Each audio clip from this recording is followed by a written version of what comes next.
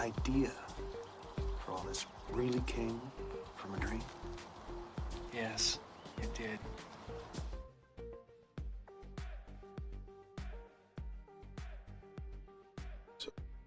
Good evening and welcome to Nox Mente. Tonight's guest is Jay Weidner. Called by Wired Magazine an authority on the hermetic and alchemical traditions, Jay is a renowned filmmaker, author, and scholar. Considered to be a modern-day Indiana Jones for his ongoing worldwide quest to find clues to mankind's spiritual destiny by ancient societies and artifacts. His body of work offers great insight into the circumstances that have led to the current global crisis. He is the writer, director of the feature film The Last Avatar, director of the critically acclaimed documentary Infinity, The Ultimate Trip, Journey Beyond Death, and the writer-director of the documentary series on the work of Stanley Kubrick, Kubrick's Odyssey and Beyond the Infinite.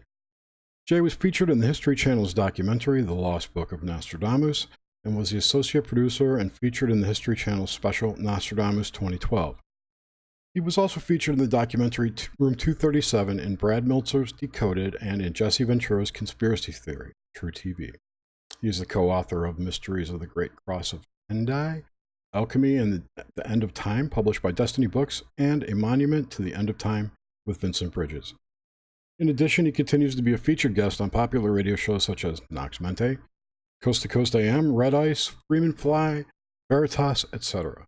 Jay, welcome to the show. Hey, good to be here. Thanks for inviting me. Yeah, my pleasure. It is definitely a great honor to have you on here tonight, Jay. Thank you. Thank you. This is and Jerry. I mean, I just want to give a great shout out to Reality Check. What a fantastic show, that is. Of course, I love Yvonne. So yeah, anything she does, I'm going to get on board with. Yeah, it's really surprising how many very famous people are watching that show. We're not getting maybe 3,000 to 4,000 per show, at least for now. I think that'll go up, but the quality of the people watching that show is really high. A lot of people you would recognize. Yeah. Oh, I imagine. And you're diving deep into stuff that's extremely significant and needs to be talked about and brought to the light. So it's always a pleasure to dive into one of those shows. Well, thank you. I appreciate it. Everybody don't know what we're talking about. We have Yvonne Palermo and I have a YouTube show called Reality Check, and you should check it out. Definitely. And also, before we get into Nox Mente, I just wanted to say one thing to a community member whose mother just passed, and she's having a very hard time. We love you, Vanessa, and the community stands around you. So with that, let's dive on in. Give us an idea of the world you grew up in the space. I'm looking for is the stuff that sticks out as far back as you can recall. So cartoons, pop culture stuff, the woods, whatever seems to stick out for you.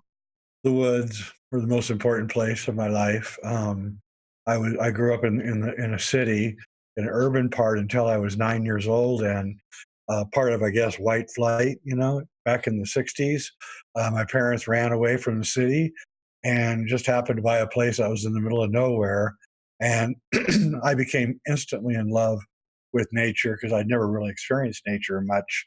My dad being working 6-7 days a week and really poor, and 3 kids in 1 bedroom, and we were really rock bottom poor. And then my dad ran into a little bit of money, and we moved out into the country, and then I got to experience nature, and that had an absolutely huge effect on me. I was into animations. I was really into Disney animations. I really thought that they were amazing, and I liked them for their dreamlike quality.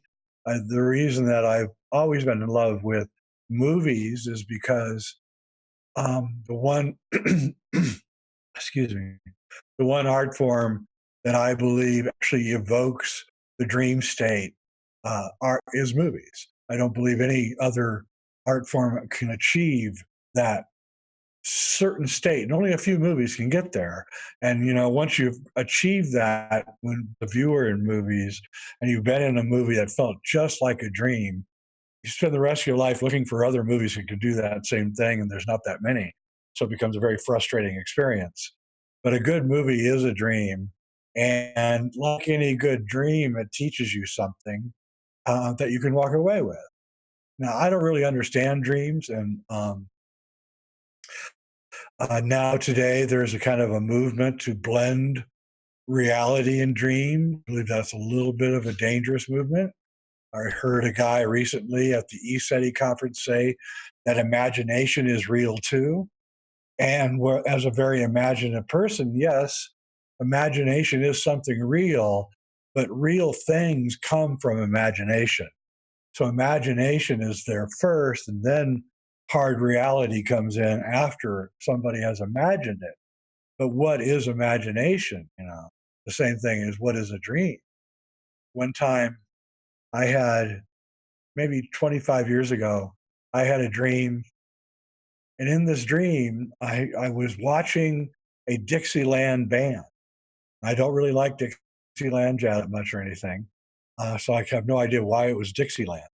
But this band had about 29 members in it, and they played about a 45-minute song with solos, and it was the most incredible music I ever heard in my entire life. I mean, unbelievable virtuosity and musicianship. And when I woke up, I thought, well, where did that come from? I'm a best a low rent, musician. So I didn't write the music. So who wrote it and where did it come from and how did I receive it? And the same thing when you're in a dream and you're in three-dimensional space. Who designed that space? Well, who's the architect here? Where's it coming from?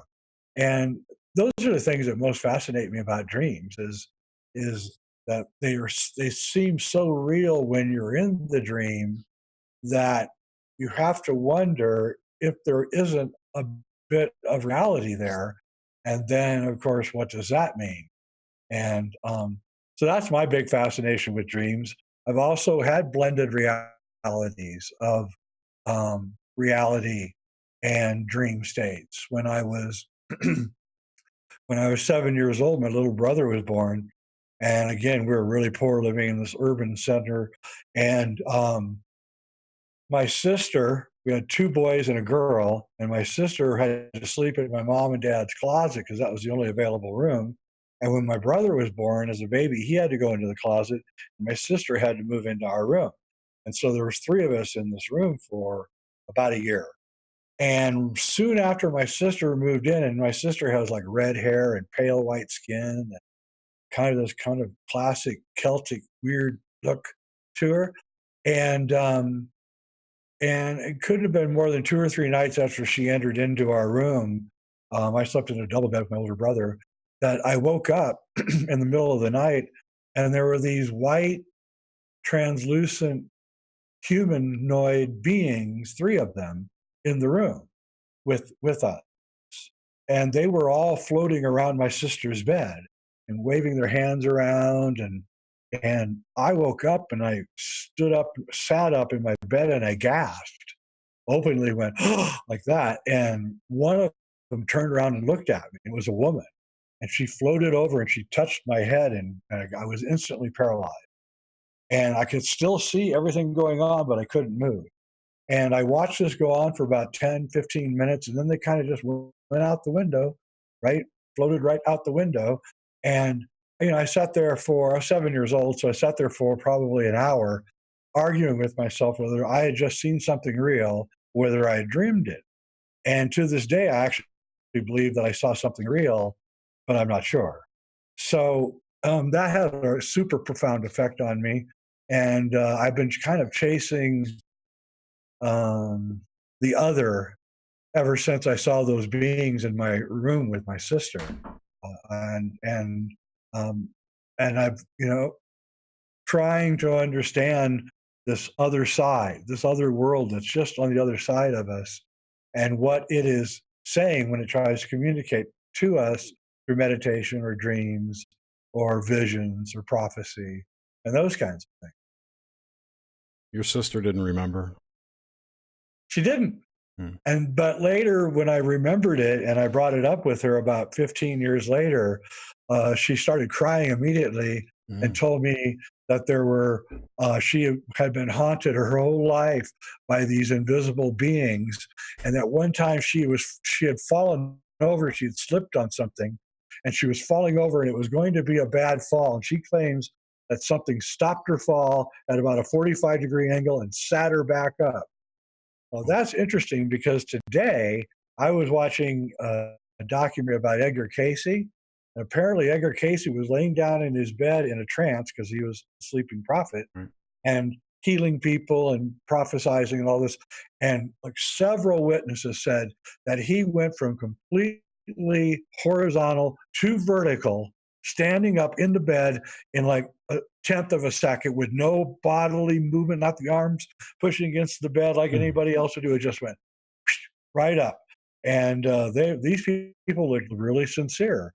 And so, you think about Edgar Cayce and what is that about? I mean, he claimed that he could sleep on his school books and he would learn everything in the books. And then he would score straight A's on all of his tests without ever opening up the book. I tried that for years. It didn't work for me. Same here. How tall, did you mention how the size of these little beings were? They weren't little. They were, I'd say 5 feet, kind of human size, had human features. The woman had really long hair. But again, they were translucent and they didn't look menacing at all. They looked like they were to help her in some way. And I say that because I have a friend who is a triathlete, does the what do you call it, the Ironman thing, where you swim 100 miles and ride your 300 miles. Some incredible thing I would never do. And he told me that one night he was, he noticed that his swim times, he had a swimming pool, and he noticed that his swim times were starting to drop. It was taking him longer to take the lap. And he was getting worried. He told me, I'm worried. I don't know what's going on here. And then he told me that one night he had a dream, and in the dream, these beings, which sounded a little bit similar to what the beings I saw, came in and they opened up his chest. He saw his lungs breathing, and there was a black spot on the lungs, and one of them put the translucent hand over the black spot for a couple seconds and then lifted it up, and it was gone. And then they kind of pushed the chest back together. And he woke up, and his swims were back to normal after that. And so he was convinced that he was visited by somebody who came in and healed him in the middle of the night. So, I mean, I don't know, Angels. Yeah, something. It's remarkable. And then there's lucid dreaming, right? Well, what is that? I mean, I had a lucid dream once where I was walking around a Macy's the most amazing Macy's apartment store ever in history. And I was changing the signs. I was changing the prices.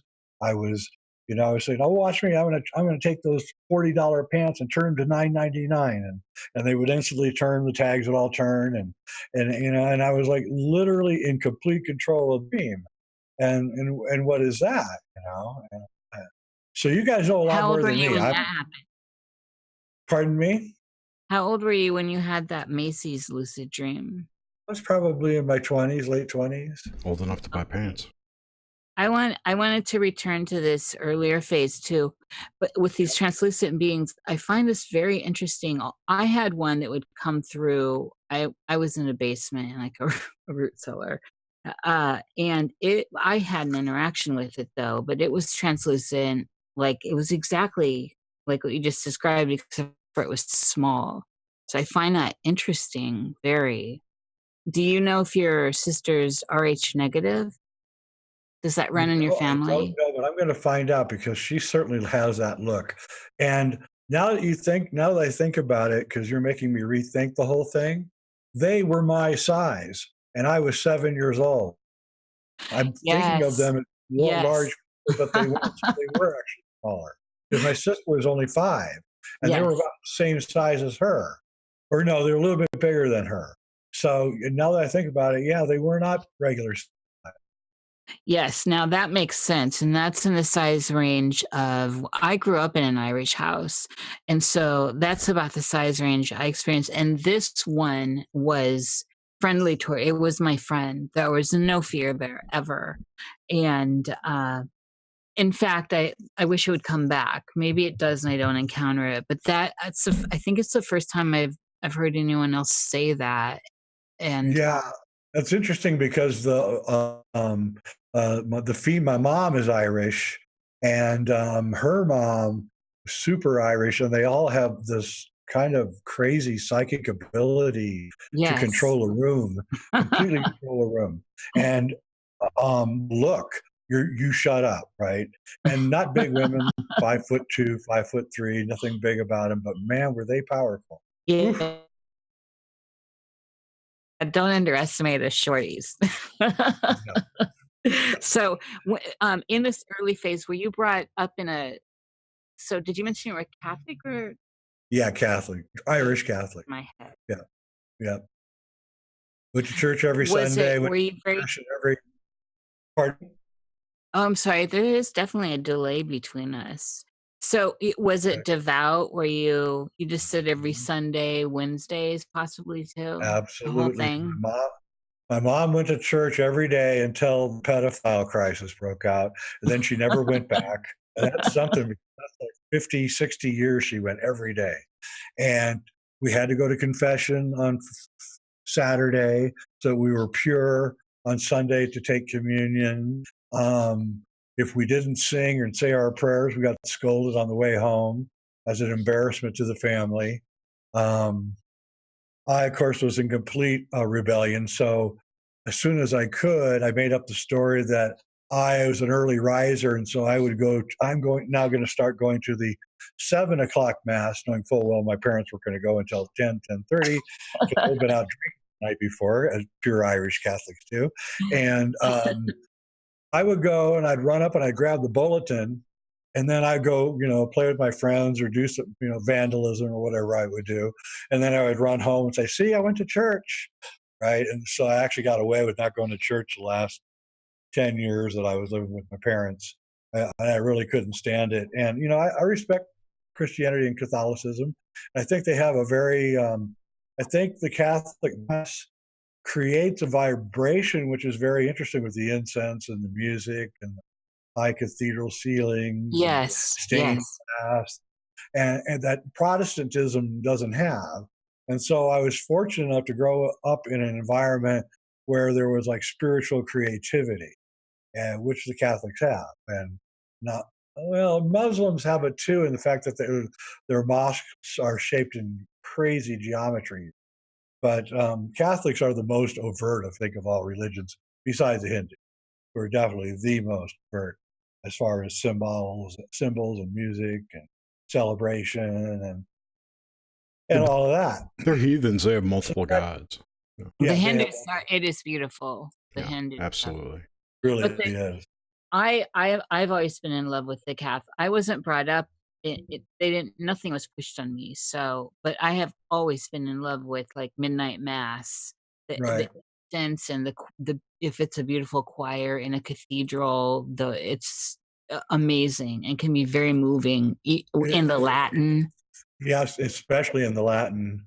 Alan Watts, the English philosopher, the Zen philosopher, he said that he grew up in the Anglican Church, and he thought religion was the most drab experience of all. And then one day, his Catholic friend invited him to mass, and he went, and he's like, "Whoa, this is mind blowing." Right? So he kind of almost converted to Catholicism before he became a Zen master.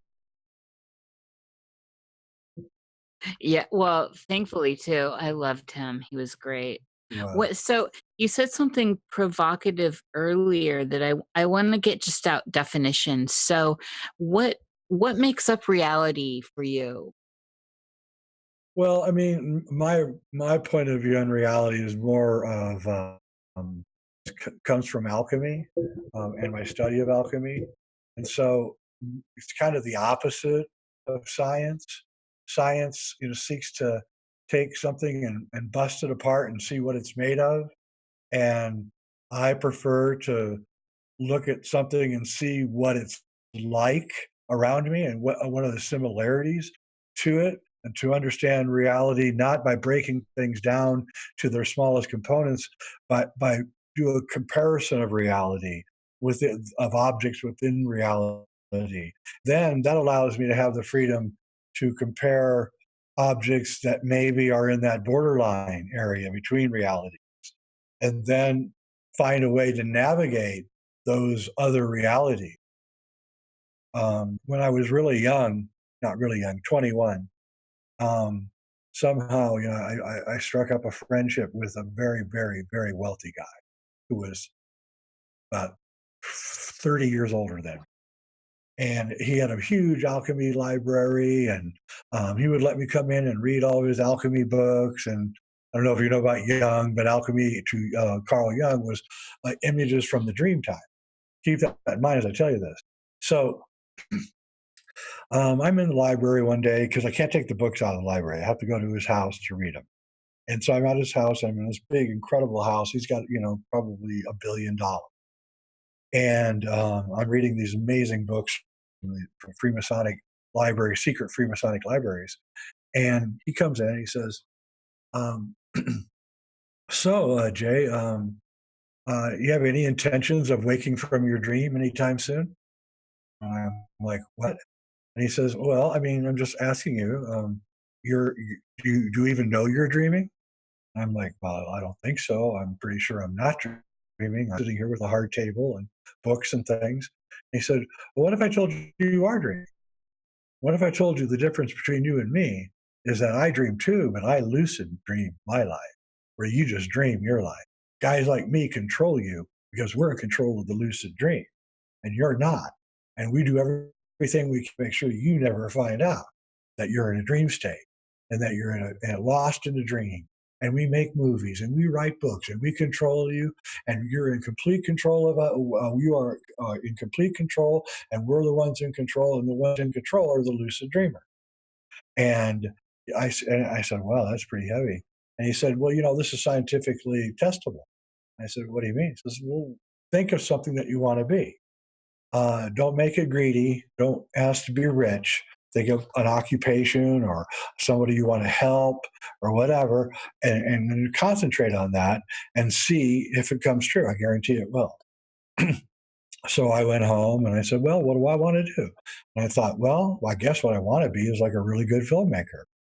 And those days, a camera cost $180,000 for a film camera, $40,000 for a 16mm camera, editing set with $30,000, easy for a moviola. That would be a used one, by the way. Lighting was $50,000 for lights. It was impossible, an impossible thing at my stage of my life with my poor family and not having any connections. But within 2 years, I was working, making films, meeting people in Hollywood, and suddenly, through just weird serendipitous things, I suddenly was getting everything I wanted. Now, I never had to be rich. I just asked to be a decent filmmaker. And I ended up being a decent filmmaker. Fortunately, it also made me money. Not a lot of money, but enough money to get by. So there's this weird connection. And I think a lot of rich people are shamans. This guy certainly was. And they're moving reality around. And if you don't know what's going on, you just think that they're either the greatest manipulator you've ever met, or they're the luckiest person you ever met, not realizing that actually they're in command of the reality. And I'll tell you another thing, and this is probably going to piss off a lot of people. I'm not saying that I'm for Trump, but Trump's doing the same thing. He's messing with our reality. He's making a reality happen, whether you like it or not. And it's fascinating to watch it because I don't think hardly anyone sees it. That literally our reality is being reshaped right in front of our eyes by a guy who went to Norman Vincent Peale's church when he was growing up. And Norman Vincent Peale teach that you make your own reality. And his uncle has all the Tesla papers. Yes, he does have the Tesla papers. I think Trump too. Sorry, Jerry, go on. I think another big thing with Trump is he has somehow I don't know if it's just the state of our reality since 2016 or something that Trump's doing, or maybe the two together, but he has somehow been able to harness the negative energy thrown at him for his magic, if you will. Yeah, he's Aikidoing them. Yes. He's taken they're a lot stronger than he is, and he's flipping it right back at them. And they haven't figured that part out, which is so interesting because they're very astute people on the other side. They're not dummies, trust me. I've met them, and they're chess players. They're way ahead of the game, and somehow they are, again, because he's bent reality somehow, and they can't see what's happening, and it's just very interesting. And so it's just another example of one of these mission-rich shamans being able to shape reality. Capitalism has allowed certain types to rise to the top, psychopaths, for instance, but also shamans, shamanic types, who had no place maybe in a small village somewhere in Europe, but get to America, man, and you can make your own reality, and suddenly you're rich. And that seems to be like one of the stories of it. Like a Steve Jobs type.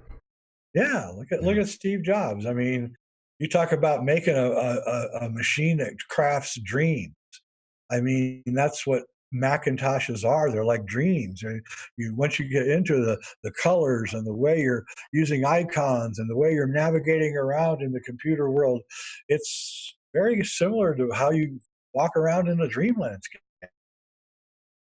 I want to say another thing too.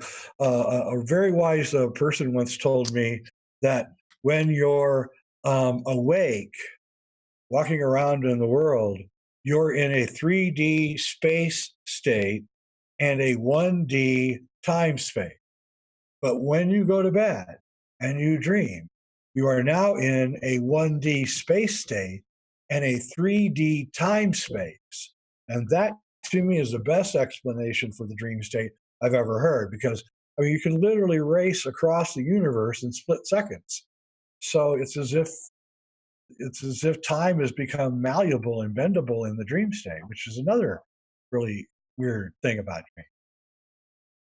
It's all states of lucidity, and so I was wondering, so since we've got kind of your base on reality, how do you see the progression in states of lucidity? And this is where I'm going with this, because in our waking life, this apparent reality, we move through these rhythms where we are basically asleep for times, even though we're functioning, and then more lucid.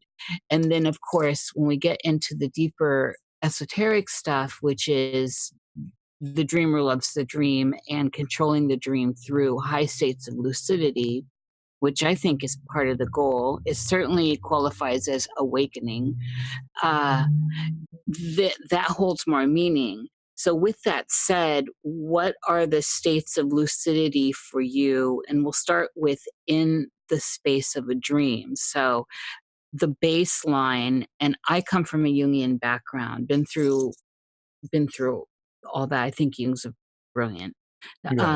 So with that, we start with basic dreaming, which is just unconscious stuff chattering around, the end of the day thoughts, what you need to do.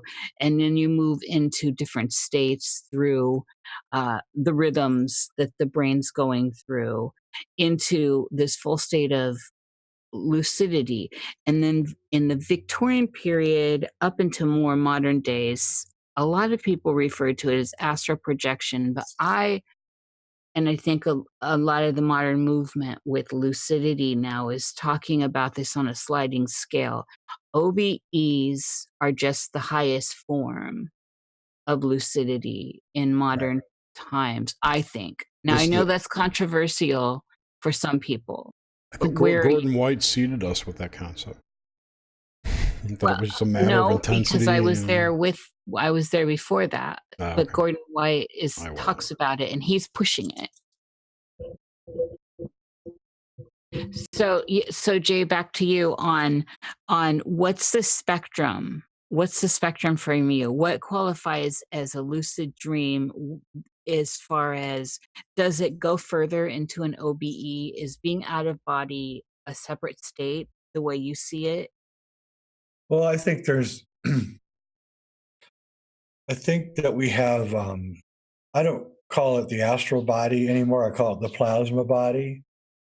And I think that what we've made, the big mistake that we've made in modern physics is that we haven't come to grips with the fact that 99% of the universe is actually plasma and then the rest is solid matter. And so we have to say, well, what is plasma? And what I would say is that we are swimming in a sea of invisible ocean of plasma.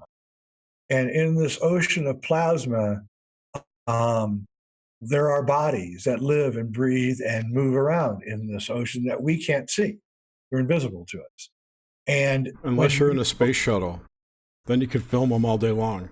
Actually, you can. If you put the tether out, you can watch them flying around. Exactly. Right. In fact, I was just looking at that today. So I think like when you leave your body, what they used to call astral travel, which I call plasma body or plasma travel, and that umbilical cord holds you, that connects you back to the physical body, that's a plasma cord.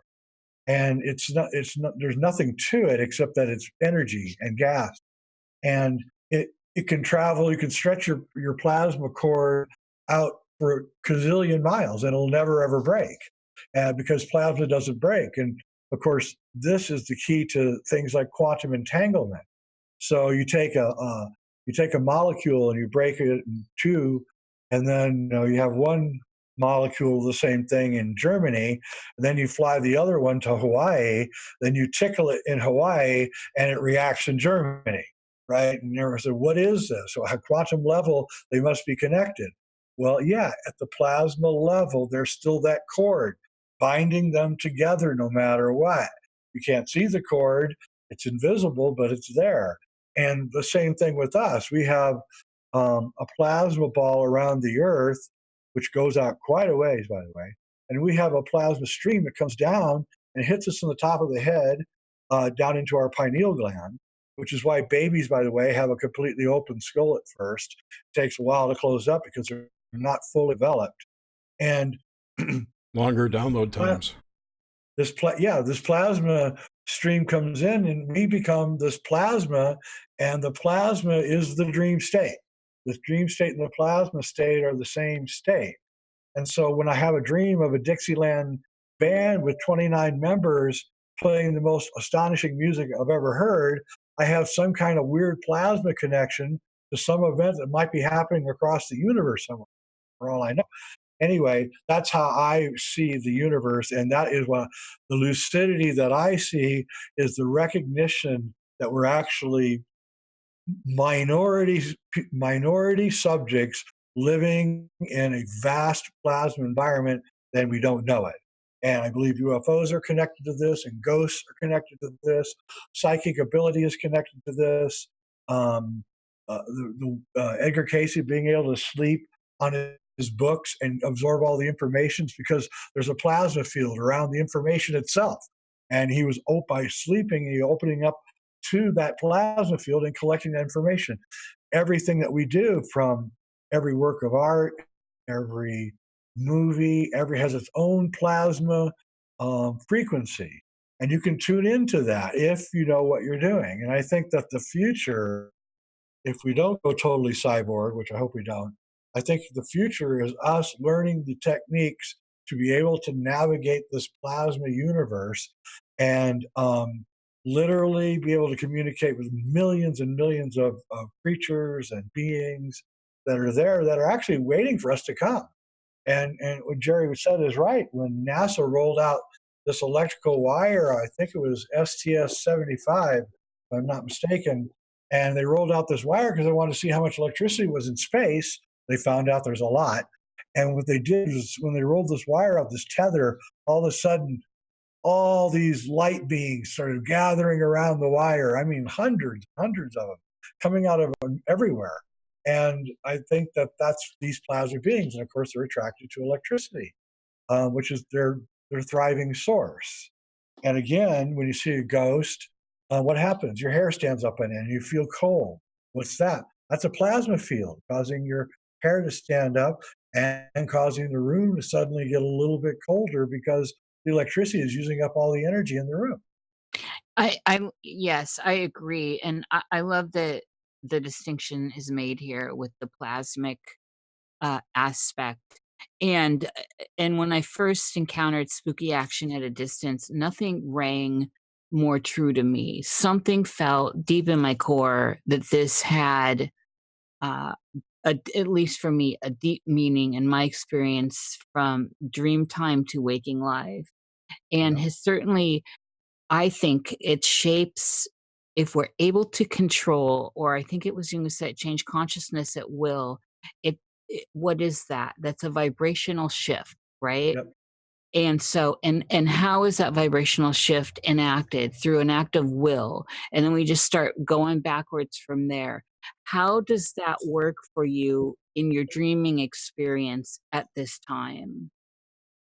I'm going to knock on wood because I don't want to tempt the fates of the universe.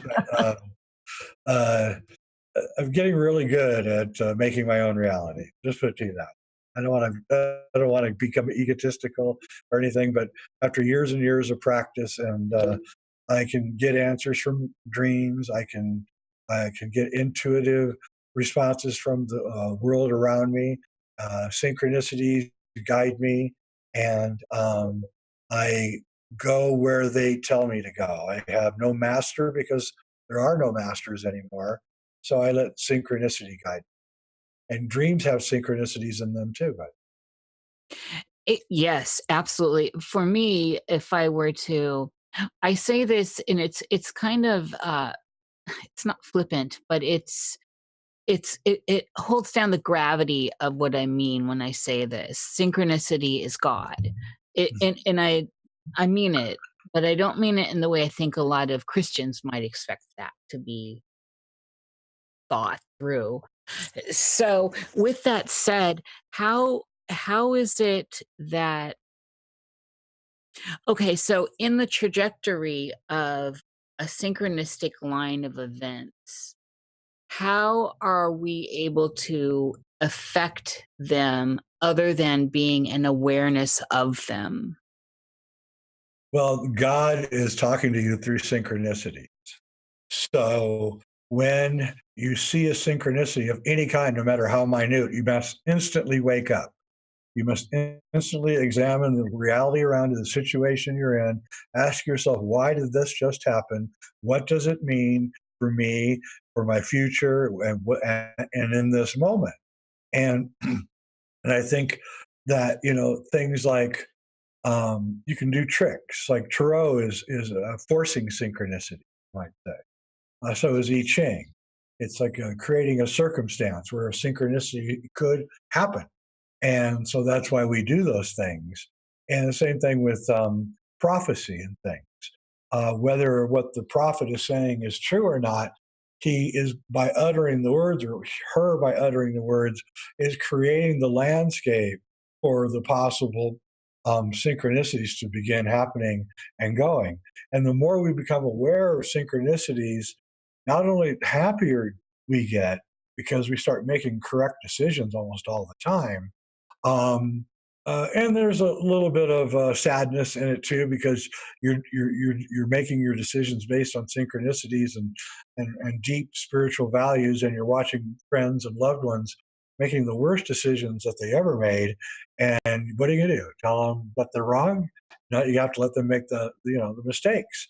And so at the same time, even if you know all this stuff, you really can't help people unless they want to be helped, and most people don't want to be helped.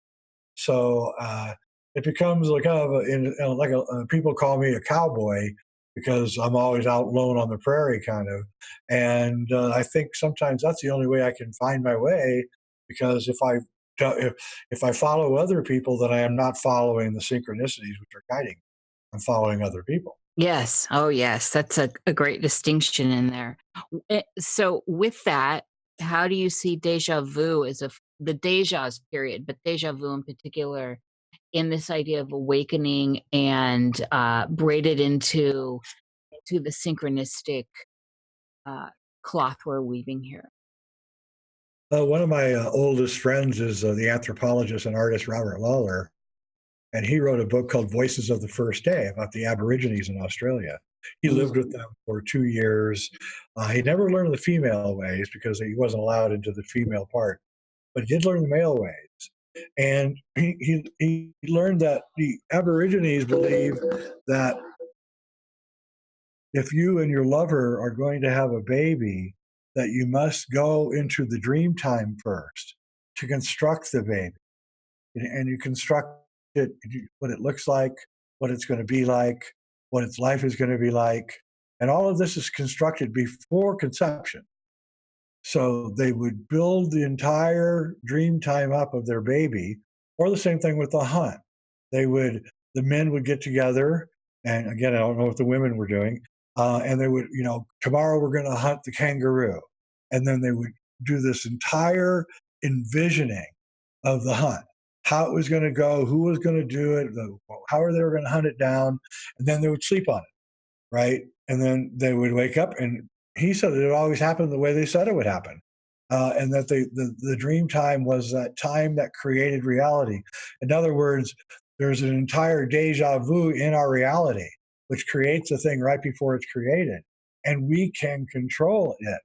That's the message of the Aborigines, is that we can actually control it. And so the Aborigines had the same kind of concepts of the soul and the spirit and the body that the Egyptians had. So the Egyptians broke up our spirit into the Ba, the Ka, and the Aku. And the Ba is the body that goes back and into the eternal source when you die. The Ka is the physical body that deteriorates in the ground while you are, a skeleton. And eventually that will die and go away. And then there's the spirit that flies. And that's the spirit that comes back and reincarnates. And again, this is what these astral, etheric, plasma bodies do. They fly. So the best thing that the Egyptians would use would be a bird to represent these forms and these spirits. And so, again, Christian theology uses them too. The angels have wings. Of course, Christianity is just a holdover from Egypt anyway. But anyway, I don't want to get into that. So what the Aborigines really have taught us is that we can make our own reality way, way ahead of time, and that they were doing that. And this is what prophecy must be. It must be what Nostradamus was.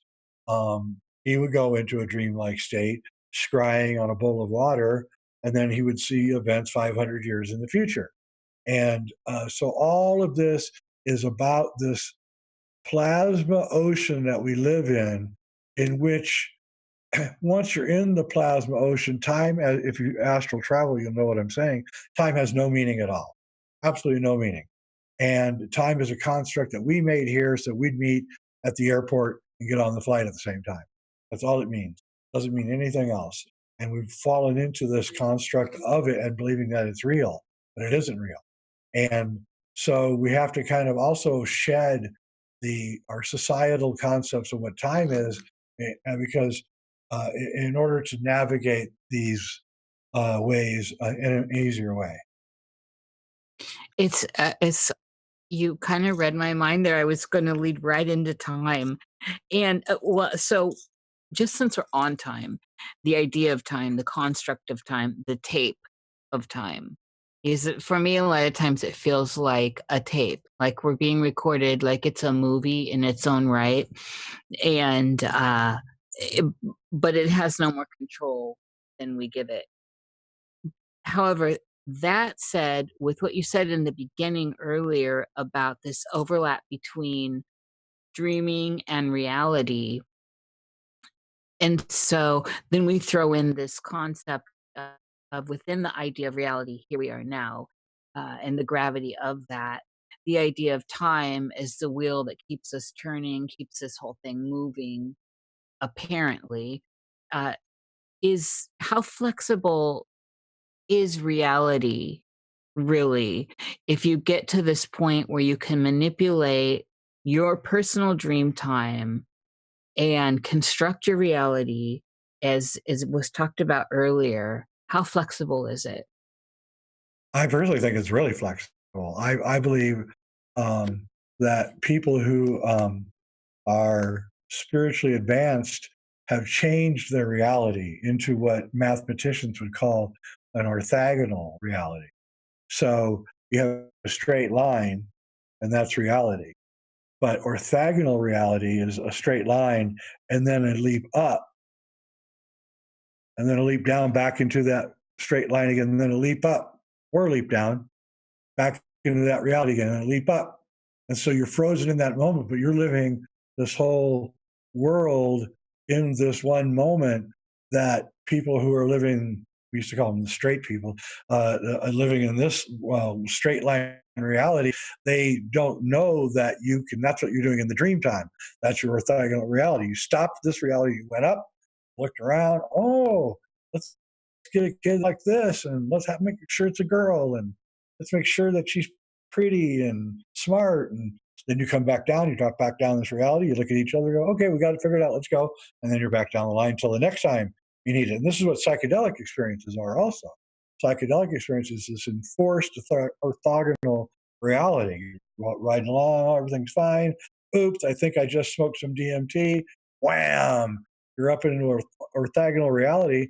And what's amazing about DMT is you're only in there for 5 minutes, but it feels like 5 hours.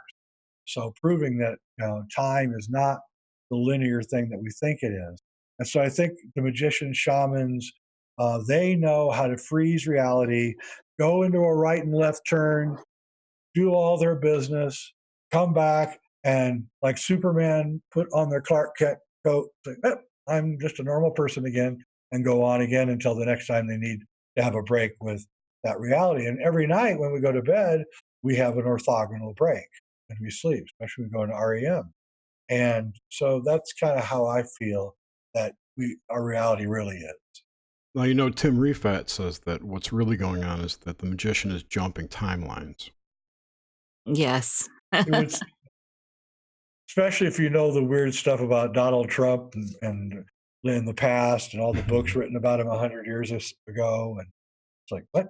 What about the marvelous adventures of Baron Trump? Exactly. And then he names his kid Baron, and Baron looks just like the drawings from 1905. I know. It's like, what? Yeah, it's like too uncanny. What if Donald Trump is really a time traveler and was that Baron Trump kid back then? Well, I mean, that's what the book is about. The book is about he finds a time traveling device where? In Russia, right? It's like, what? I like your cat. And then he comes back and Trump Castle. He has a castle, and it's built right where Trump Tower is right now. It's on 42nd Street. It's like, what? And then is Trump just he knows this? He's playing a big joke on all of us. Could be. Maybe. I mean, he's certainly a joker. So that's his best quality. He's certainly a jester. We have a jester as our king. Royal Arch. Yeah, but he's a smart one. So. Yeah, well, I think he's always the smartest. I share your opinion on this, Jay. I think that the people that are experiencing are. I think people need to look deeper into this, but also this is getting fueled, and he's using that fuel as well with all this agitation, as any good magician would.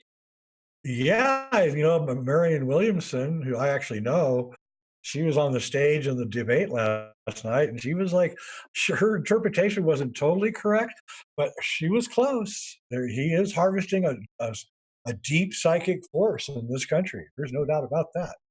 Yeah, the dark psychic force, she said. Yeah, I don't know if it's a dark psychic force, but it's a psychic force, and it's powerful. I agree. I was saying qualifying it. Yeah, she qualified it as dark against the Democrats when in fact it's whatever. It's inverted, of course, like everything is. I spent 40 minutes with her one time alone, having a beer with her. She was actually really very interesting person. I mean it. She seems interesting. If she loses or when she drops out, whatever, I'll definitely invite her on the show. Yeah, I would. I would. So I want to dive back into this, that I loved how you pointed this out. The straight line, straight people. It's always how I've seen it. I don't know if that was ever meant, but it certainly should be. And especially with the verbiage of the 60s, especially when that was Right.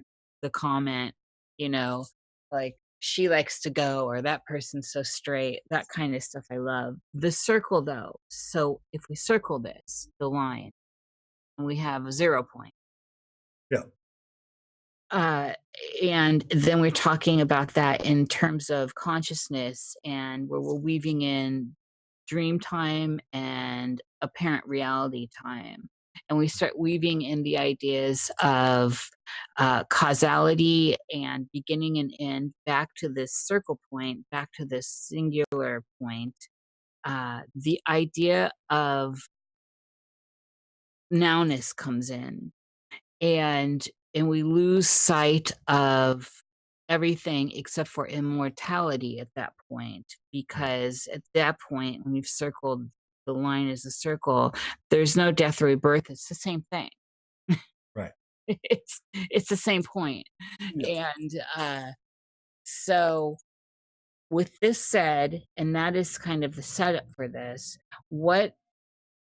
so when you in dreaming, when you experience the others, and the others can take on many guises here.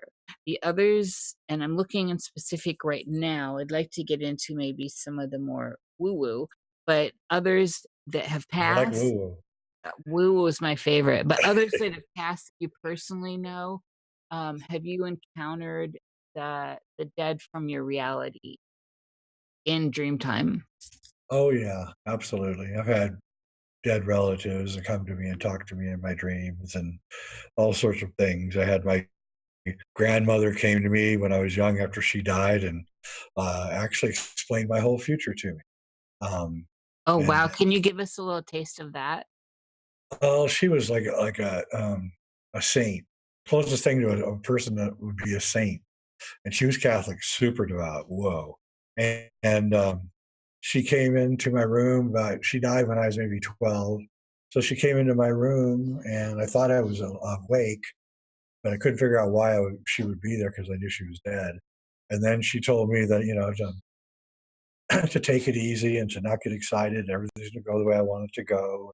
There's going to be a lot of trouble, and a lot of people are going to be really jealous of you, and you just have to learn to live with it, because jealousy is part of where you're going. And never get envious of people. It doesn't do you any good. And I never was ever envious, and I took the jealous people around me in stride, and pretty much never. And it was all because of that dream that I had, and so it helped me in a lot of ways. Again, I don't know if it was real or it was just me psychologically helping myself or what, but um, I've had a number of those actually. I had a psychedelic experience alone one time, accidentally actually.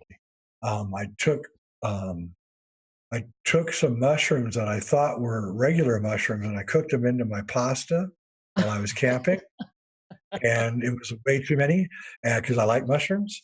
And about an hour after I ate the pasta, I was out in the middle of the woods all alone. I was 30 years old, and I began coming on, and I really got scared because I thought I was having a bout of schizophrenia or something. And then, of course, I realized about a half hour into it that I'd eaten the wrong mushroom. But what happened to me is that I wandered around this forest completely alone, lost, and really, really stoned.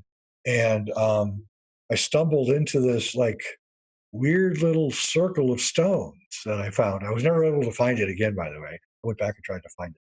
And as I stumbled into this little circle of stones, um, like this exterior voice began talking to me, and and it said, "You're a white blood cell inside a cancer."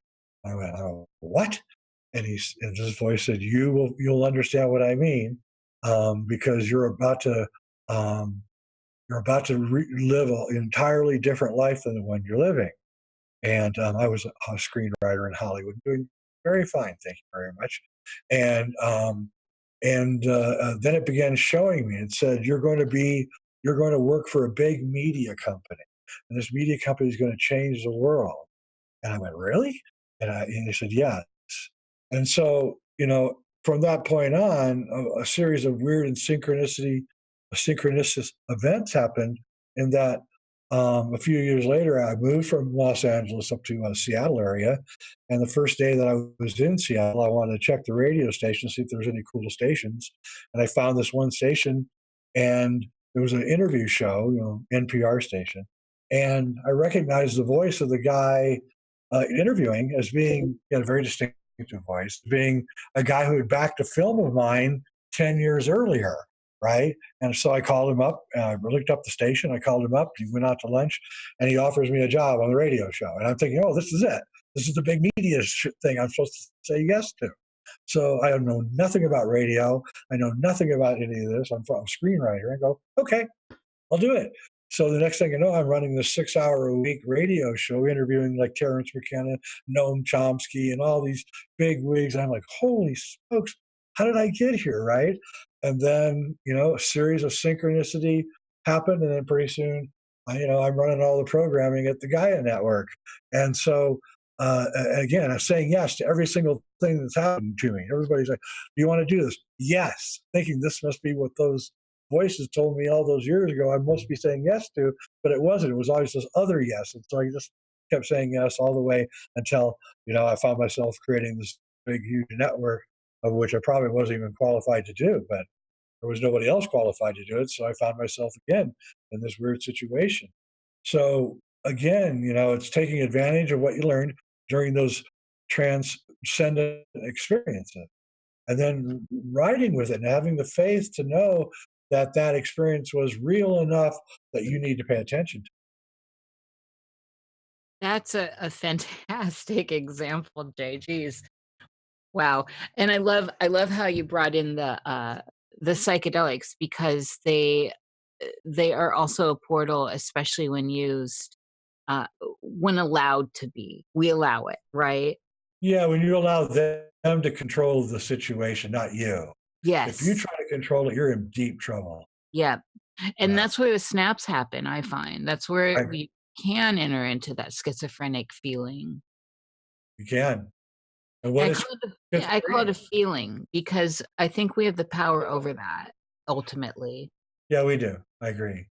Again, what is schizophrenia? Have you ever read any books by schizophrenics? I mean, they're going orthogonal all the time.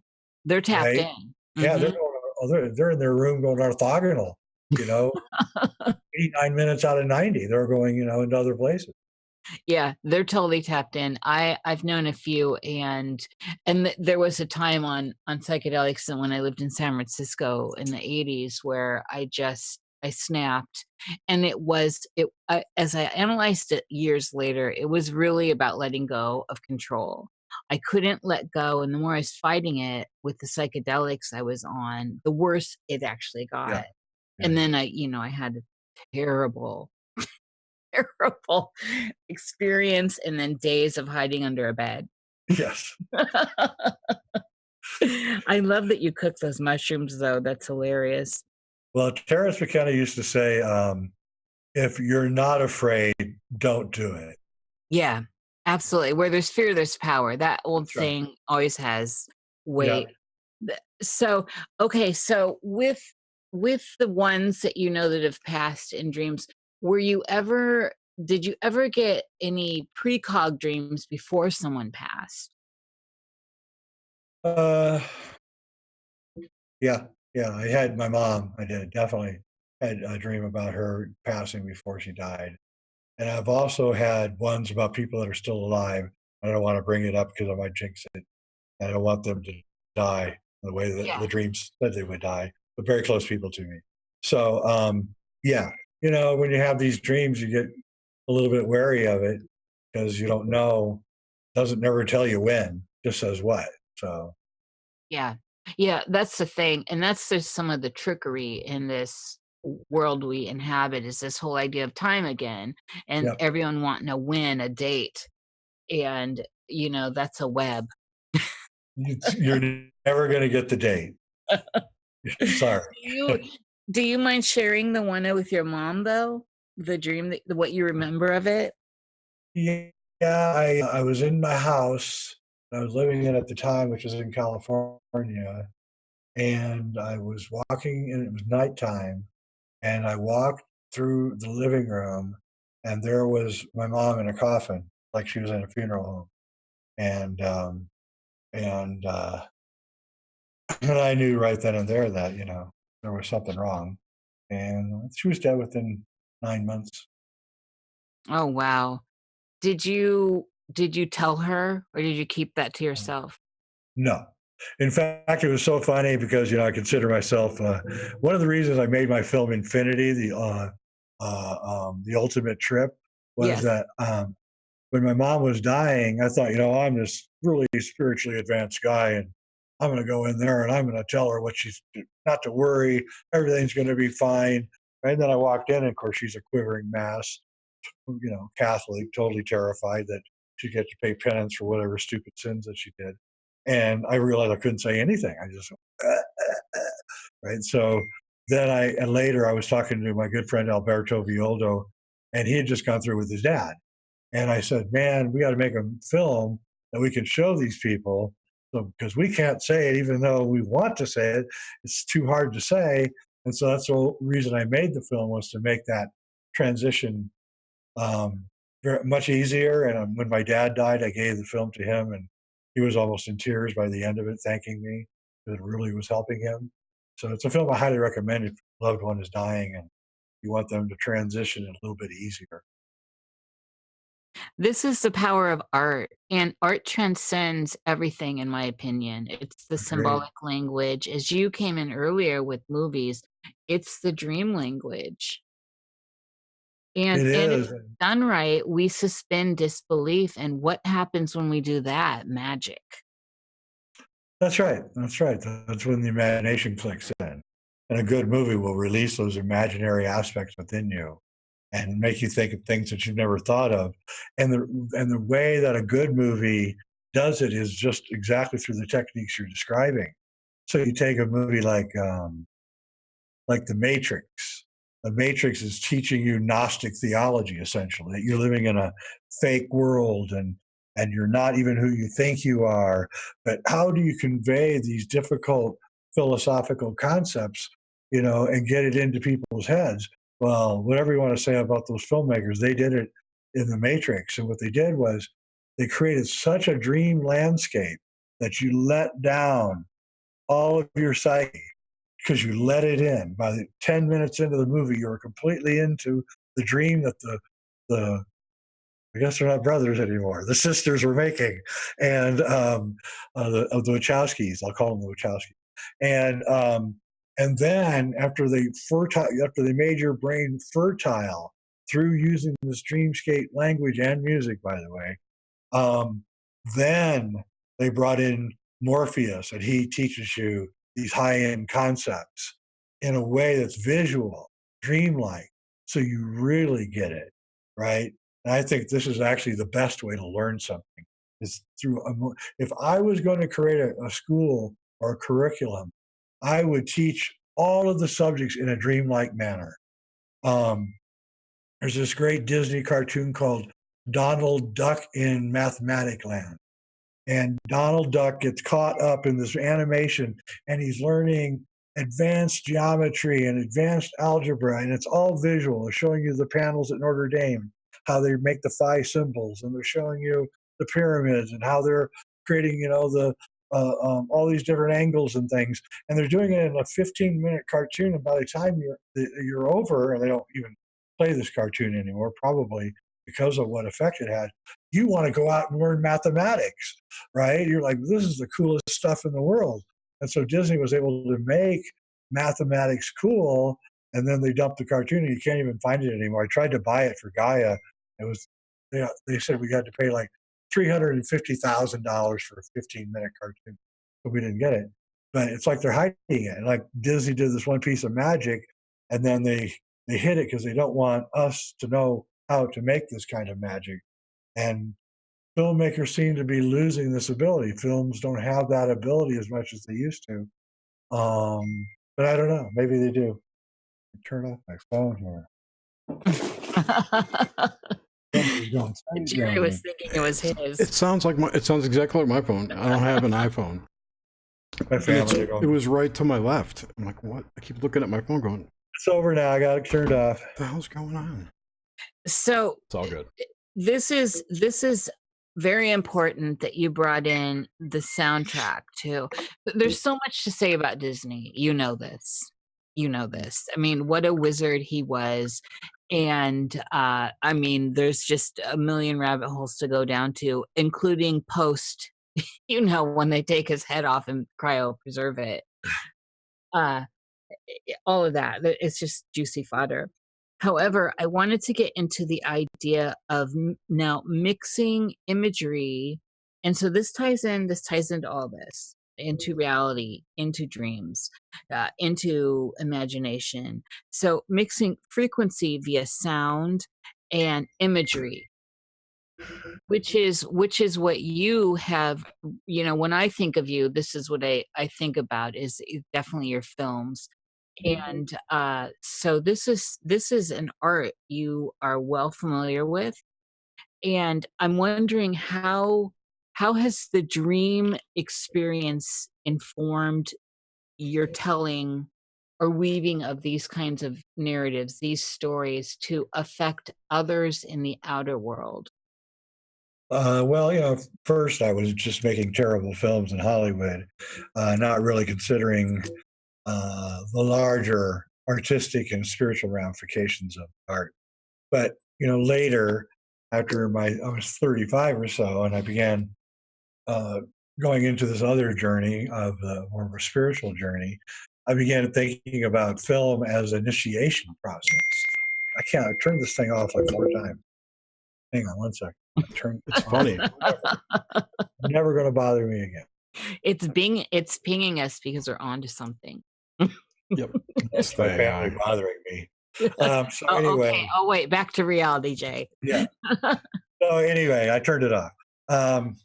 Airplane mode. So then I began kind of wondering, if films could create a shamanic experience, and you had all the tools, right? The flickering lights and the music and the darkness because you're in a dark room, looking at a bright light.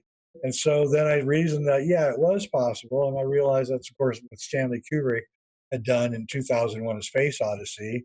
And probably there are other films, The Fountain. There's a film that has this kind of transcendent dreamlike quality. Again, The Matrix, Dark City, another interesting dreamlike film.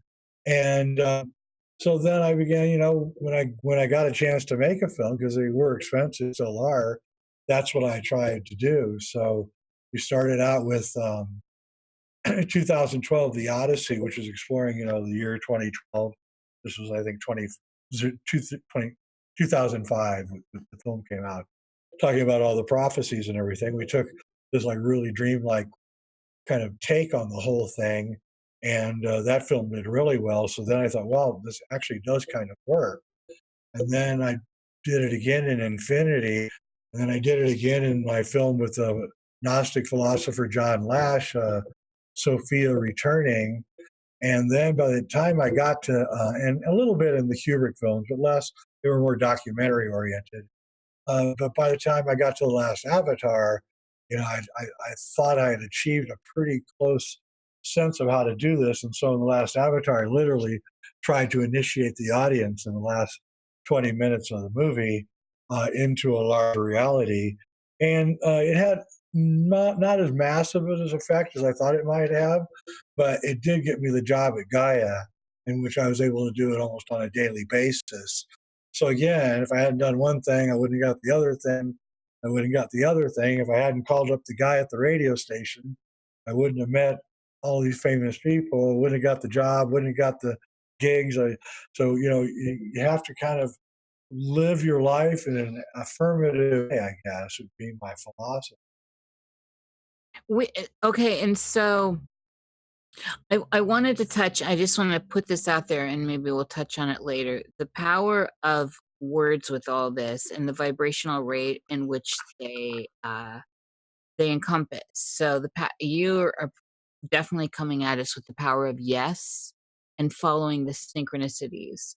And that's going to be, that's important. I want to follow up on that later, but before we get too far away. Is that important coming up? Yes. Yeah, okay. But before we get too far away from the others in the dreamscape. So since we've talked about others that you knew in this reality, the dead, they're now the dead, they become the ancestors. What about the Wu hat? The others as in not us as a species. Oh, yeah. I'd say most definitely. I'd say we're a minority. Yes. I would say we're surrounded by beings that aren't anything like us. A minority in our own holodeck. That's kind of shitty. We are. There's literally trillions of beings that you can't see, or maybe quadrillions of beings all around us that we can't see, going out for thousands of miles out into space and down into the ground too, by the way. And they're intelligent. They have sentience, and some don't care about us, just like animals in the forest. Some don't care about us at all. Some are somewhat interested in us, and some want to eat us. So, you just have to learn how to navigate. But if you don't even know that this is going on, then you are going to be under the will of this entire invisible universe that you can't see. And so people that are psychic, like Edgar Cayce or Ledbetter or Annie Besant or Madame Blavatsky or Manly Hall or any of the great people that really started the whole New Age movement, what they all possessed was this ability to see auras, the plasma field. I don't know if their eyes have a special quality. I don't know. I can't see them unless I'm stoned in rooms, but I know people that can see them, and they're usually right. And again, it's both a visual thing that they can see and a feeling that they have inside together. But the great teacher Barbara Brennan, I don't know if you're familiar with her great books, but she teaches you actually how to use this etheric body and how to protect yourself from people and how to connect with people so that, you meet someone, you want to make a connection with them. She actually describes physical exercises for how to transmute your light body and that plasma field that enters into another person's plasma field and makes them feel comfortable with you. And again, you can do it across television lines, and it's the reason that and the internet. It's the reason why dowsers they're looking for that lost kid, and they get a map of where the kid was, and they put their dowsing rod over the map, and they say he's right there, right? And they go look, and that's where the kid is.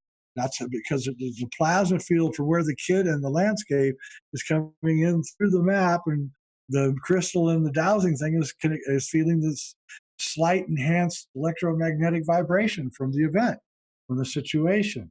And so understanding this landscape is actually, to me, the most important thing that I can do to convey to other people, because I think people that are more talented than me, that can actually see into these other landscapes without the use of psychedelics, or maybe that I can create a map that they can use to bring back more information that we need about these other worlds and these other beings and what they're doing and everything. And you say the word, well, the word is this vibration. And we from ancient Tibet that they could levitate stones through chanting and through horns and things. So this relationship between this plasma, too, right?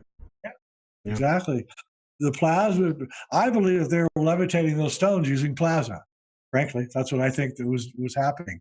And I think that if you create enough certain frequency noise using those big horns in Tibet, you create literally a plasma field that raises that rock and changes the gravitational pull within the field And that's what plasma does. And this is what caused Edgar Cayce to suddenly stand up instantly in his bed. It was the plasma forces that were pushing him.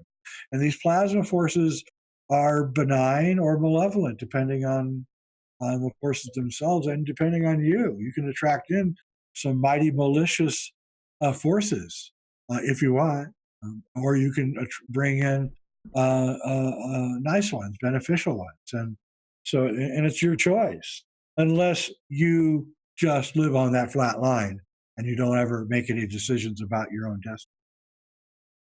Where does the plasma end and the ether start?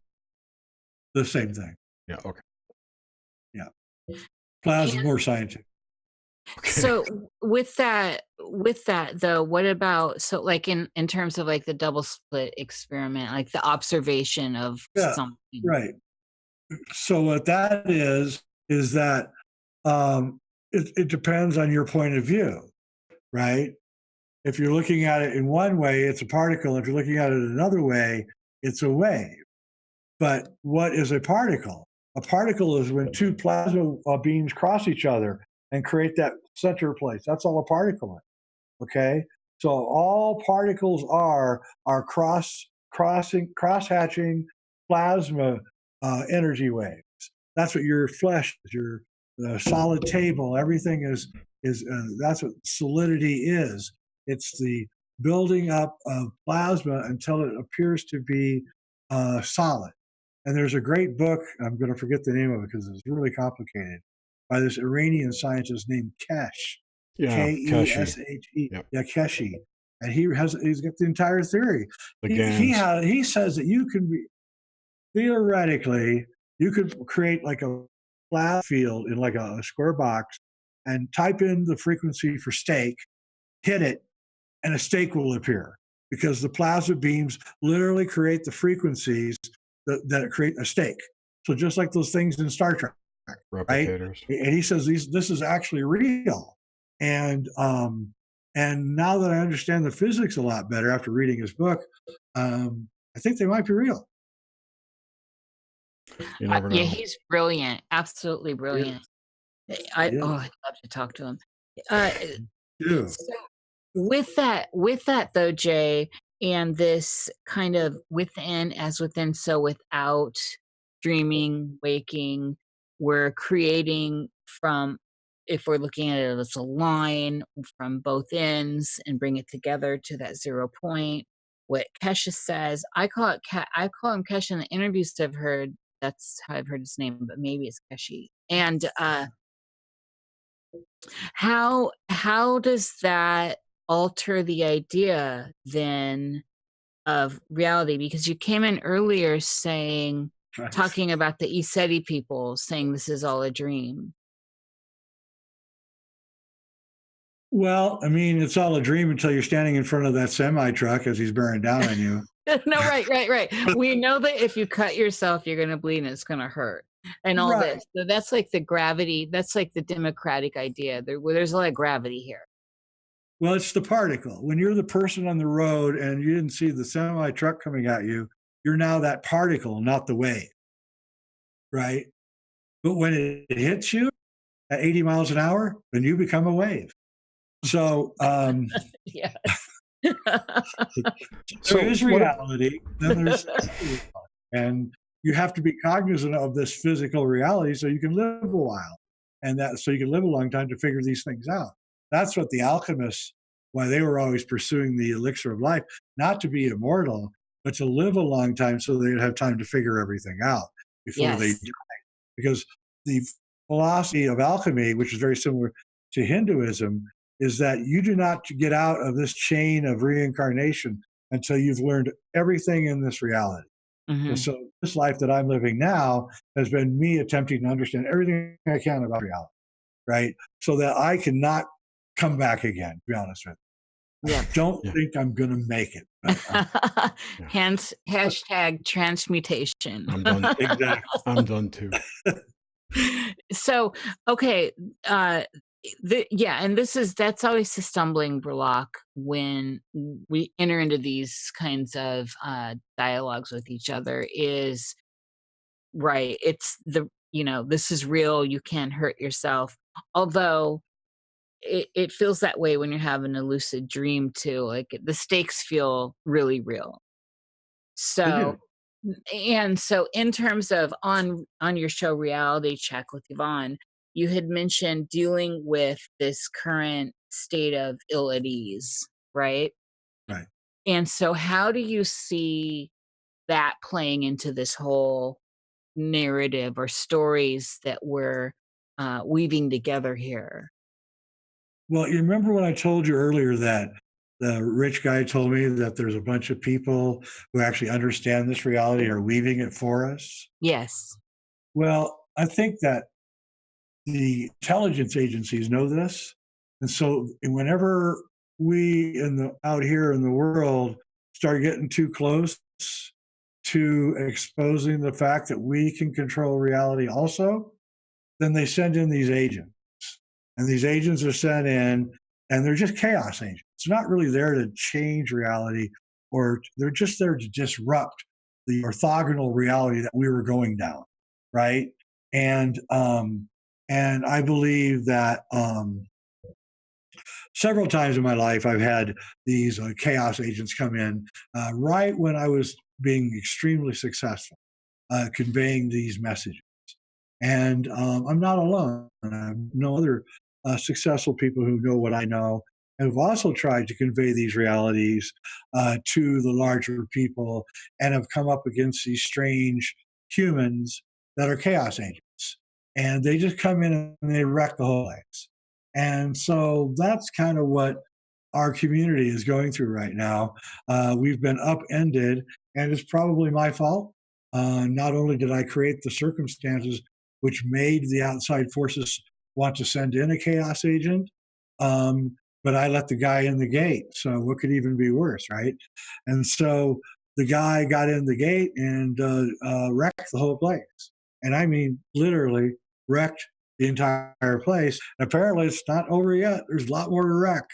There's this picture of, well, I don't want to get into that. It's too political. But Thank you. so, so I think that, um, I wasn't aware of as much of my reality as I should have been. And I was really busy. I couldn't keep all the balls juggling at once. And one slipped through. And my God, I wish that had never happened, because the chaos that has been caused, the duress, I mean, it is unbelievable. If I could go on for 5 hours, the number of people who's had their lives nearly completely destroyed by this. Good people. And so, but the thing is that you live and learn, and now we can never let this happen again. How has this affected your, so on the health front here, how is this affecting you within your dream experience, and where are you with that, with your unconscious, or with your deeper self, with your higher self, however you want to view that? What's the conversation going on internally? Well, I think the toxic nature of the relationship caused me to get cancer. I'm pretty sure of it in January 2018, and I've really been trying to detoxify myself from the entire experience ever since. And but what the curious thing is that after I did get sick, the strangest thing happened in that um, my daytime life started feeling like a dream, and my dream time began feeling like a regular life. So I don't know what to say. I mean, I feel like while I'm awake in this world, that I'm in a dream most of the time. And the same thing when I'm in my dreams. I feel I'm in my regular life. There's weird juxtaposition going on that I can't actually explain, except I like it. I like being kind of in a half dream state. Perhaps it's because I'm retired and I don't have to worry about reality as much as I used to. I don't know. Maybe that's all it is. But a lot of people I know that were mystics, they lived their whole life that way. They were always halfway between the worlds, drifting back and forth. And they're getting a lot of trouble sometimes for it, because you can't hold a job, and relationships are tough, but they come back with all this really great information that they're the most interesting people you can talk to. So Yes, definitely. It's I mean, for me, it's yeah. All I have to say is yes to are that. you one of those? You Yes. strike me as one of those. Yes, definitely. Okay. And it just felt like too much hubris to say yes. Here, I'm holding my hand up, but I just wanted to say yes to that. So, Gotcha. so Jay, with this, are you having precognitive, for lack of a better, language is so short. Language is so powerful, and yet it falls so short. Uh, are you having precognitive stuff that deals with the illness at all? I like saying abilities. I don't even like giving it power. Uh, No, I didn't have any idea that I was sick. But then again, I was caught in so much tension that it's understandable in retrospect. And I approached my own illness in like such a stupid manner. I'm almost embarrassed, like treating myself with, alternative drugs and things and thinking I was having some kind of effect. And I was clearly much sicker than I was willing to give tell myself. But yeah, I have definitely have precog abilities now. I'm reticent to go on a trip, and sure as hell something weird will happen on the trip that I thought I saw before I went. I will take another direction just because I don't want to go in that direction for some reason. I won't go into a restaurant now just because suddenly I don't want to go in that restaurant. And I don't know if I'm avoiding situations. I suspect I am. And but then good things are also happening. I'll go in another direction. I'll meet someone I haven't seen in 7 or 8 years. So it's it goes both ways. So it's a very protective thing. I talk about it as you're in connection with your higher self, and your higher self is the window washer on the skyscraper, and he's up there at 90 stories, and he can see the traffic jam 3 miles away that you can't see down below him. And so he can tell you, don't go that way, there's a traffic jam. Go this other way, the traffic's clear. And so once you start talking to your higher self, well, first off, they're so damn happy you're talking to them because most people never talk to their higher self. yes. And then secondly, they give you great advice and tell you what not to do and what not to eat and where to go and how much to sleep. And pretty soon, I just kind of feel like I'm guided in a way. When the story wraps, so for all of us, because this is again that line with the 2 points. Yep. When the story wraps, is it so?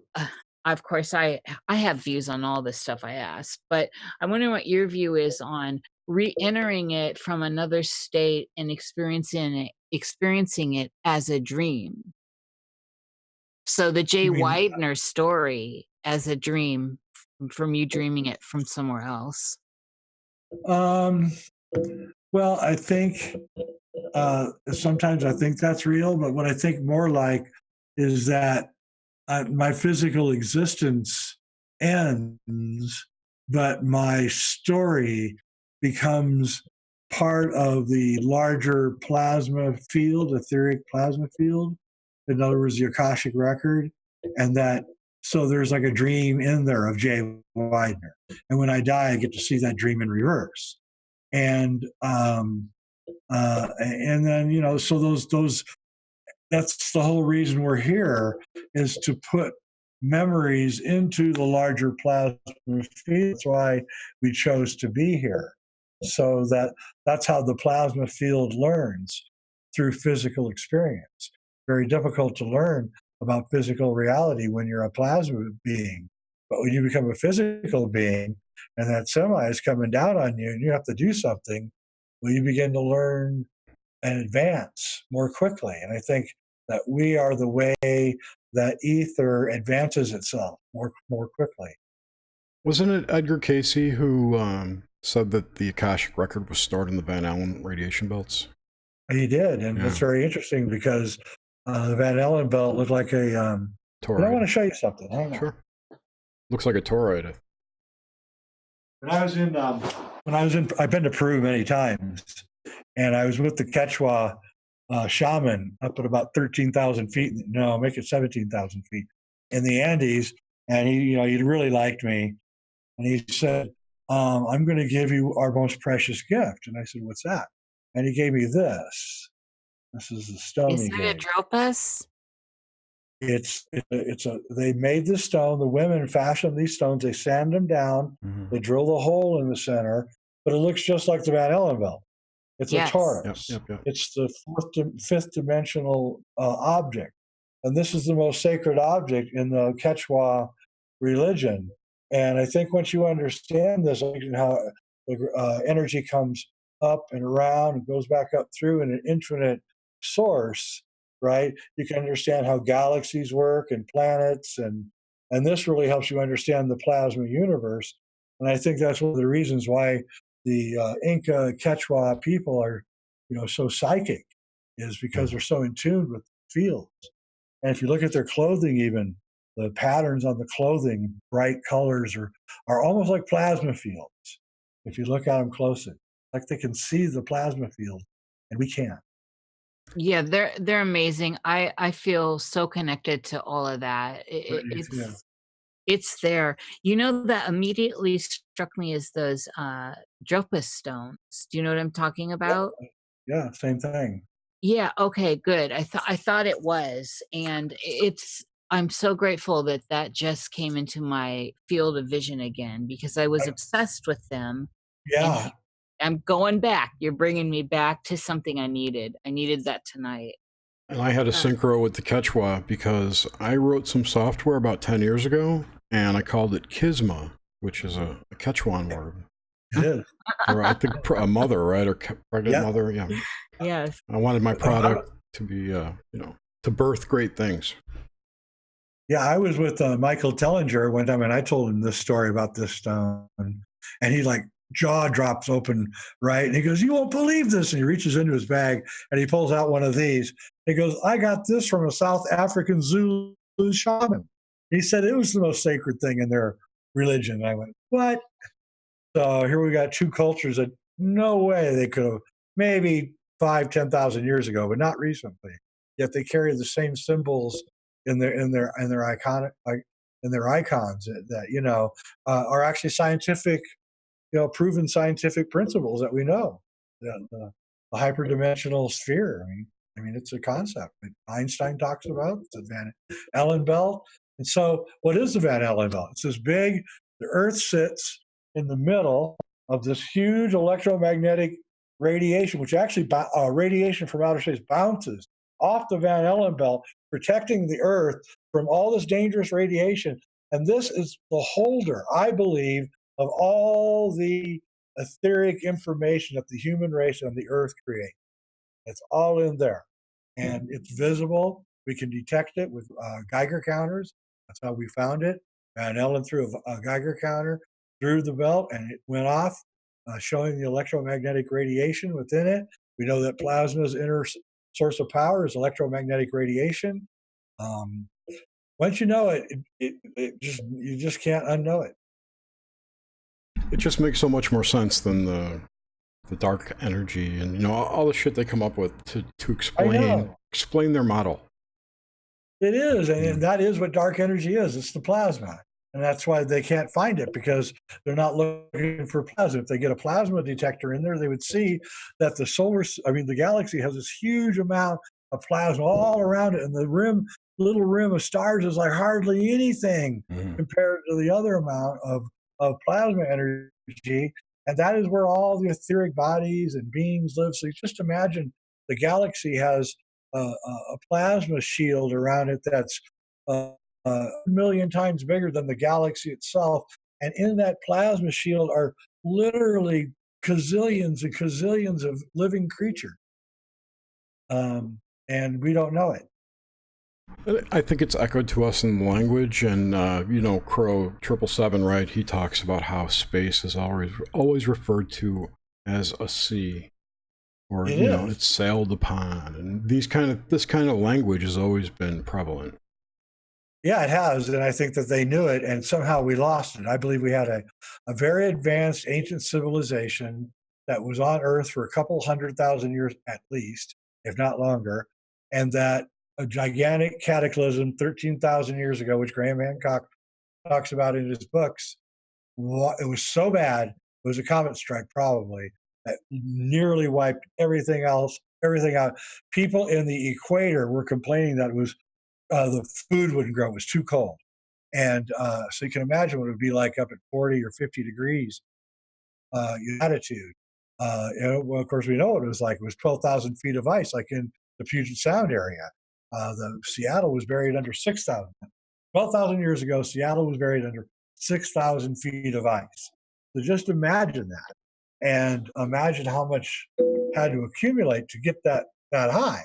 And that you begin to have a whole lot of respect for the changes that this earth can go through. Yeah, indeed. I love that. Are you up here in the Pacific Northwest? I lived there for years. Now I live in Colorado now, but I love it up there. Yeah, I do. I left it twice and came back because I I love left, it so same much. here, actually. I left it twice and came back, but now I'm in southern Colorado and I'm loving it. So, one thing you sparked earlier was the African women, the walking and sing song. I love that it ties into all Yeah, this so much, yeah. and it doesn't get enough airtime. I think nowadays it seems like the Australian Aboriginals and other stories get a lot of airtime, but sing song doesn't for whatever reason. No, However, it ties in. yeah. I mean, there's like once you get all of this, it becomes much easier. For instance, Robert Lawler told me about he was traveling with the tribe of Aborigines, and they get very excited as they approached this kind of reddish looking rock that was sticking out of the ground about 12 feet. It was about 6 feet wide, very prominent, sticking out of the middle of the outback. And the whole tribe got very excited, and Robert Carter sort of mystified by what was going on. It was sunset, and they started a fire, and they did all these dancing rituals around this rock, and went on till like 2 in the morning, and then they all collapsed, completely exhausted. And Robert, like trying to figure out what's going on, finally he goes to bed, and he wakes up the next day, and everybody's up, before he's up, and they're all chattering with each other, and they're saying, "Did you see that being with the green face? Oh yeah, yeah. He was trying to tell me something, but I couldn't figure out what it was." And then, well, what about that other? Did you see that house that had the pink roof? Yeah, yeah, yeah, with the orange-headed people in it. And Robert's like, "What are you guys talking about?" And the shaman said, "Oh, see, this rock is associated with one of the stars in the Taurus constellation. And so whenever we come here, we do our rituals, and then when we dream, we all travel together to that star and experience it. And they all have the same memory." It's amazing, and it's stuff like this, and there's so much of this throughout the historical context and records and oral traditions and all this, and yet we're so tied down now. The collective, not all of us, but I mean, this is the collective out here, especially in the West, the Western world, with these hard ideas, this hard, kind of crusty, flaky ideas of reality. Yet, the more you flake at it, the more flakes there are, um, the magic's gone. And that's why I'm trying to. I wonder, what do you think is going on with the controlling factors that are creating such an ugly set of stories, an ugly narrative around the collective right now? Well, I ask myself that question all the time. As an artist, I watch as art, slowly spirals downwards, and I have to ask myself, what happened to us? How come there's no Bachs anymore? How come there's no Leonardos? Where do they all go? What happened? And it seems to me that there's a force, maybe malignant spiritual force, maybe it's a human force, and they don't want us to feel good about ourselves. So they've uglified everything. And so everything becomes ugly. And artists are no longer taught that your job is to make the world a better place, a more beautiful place, a more enlightened place. Now artists are taught, oh, you can put a chair on a stage and call it Nuclear Sunset number 23, and everyone will think you're a genius, right? And so there's no talent anymore. The music doesn't have much talent. There's good music, I don't want to say that. But the music that they are pushing at the top, there isn't a whole lot of talent behind it. And so we're moving into a place where I think some very evil forces are manipulating reality, and they're doing it for their own personal benefit. And one of the things that has to come from this manipulation is a feeling of that we are drab and we're not great creatures, and that we're just a nothing, just a mongrel society of nothings that will never be anything. There is no afterlife. You can never be great. You can never achieve anything. And they seem to be punting it into us. You're a victim. Everything, you can't do anything. And all you people out there who are reveling in your victimhood, I'm a woman, I'm a victim, I'm a minority, I'm a handicapped person, whatever. Just remember, that's what they want you to be, because victims always lose. You have two people that are playing tennis and they're of equal stature, but one guy A, he thinks he's the greatest in the world. He's going to practice every day. He's going to watch video of you playing, and every time he sees you go, I'm going to beat you, I'm going to beat you. And you're walking around going, I don't have a good enough parents. My genes aren't good enough. I'm just not good enough. I'm a victim. I guarantee you're going to lose. So they want you to have that losing attitude in your head. So they're trying to create an entire society of victims. And you cannot allow yourself to be a victim. My Zen master in my late 20s, he was a Korean guy, had this thick accent, and he used to always say, no, no, no, there are no victims. And, first I was like, what? There's victims. There's, children who grow up in bad households. People get caught in fires and bad accidents. And there are victims. And he was talking not on that level, talking on the level of karma, that everybody gets what they're going to get eventually. And so you shouldn't revel in your victimhood. And that's where we are right now as a society. Everybody's reveling in their victimhood. And every time you do that, you make yourself weaker. I cannot agree with you enough, and I've come up saying this a lot. I've gone through some horrific stuff, and not one time, not once in my life, as back as far as I can recall, did I ever perceive myself as a victim, or ever. It never came to me. I've never embellished that. I never wanted to beat it. It just was. It felt like a ill-fitting glove to even think of myself in bad situations as a victim. And this I brings in agree. that whole idea of lucidity to me. Right. Who's playing this? I'm playing. Right. It's like being told you're bad and that you're never going to be good is just as bad as being told that you're not good enough and you've got to keep trying. Right. It's like these are both negative positions which you just don't want anything to do with, because that's not what it's about. It's not really about bad or good. It's about how you're reacting in each situation and the decisions that you make in that situation. And even if you make a bad decision, are you going to make that same bad decision next time? And if you're an advanced human being, no, you're not.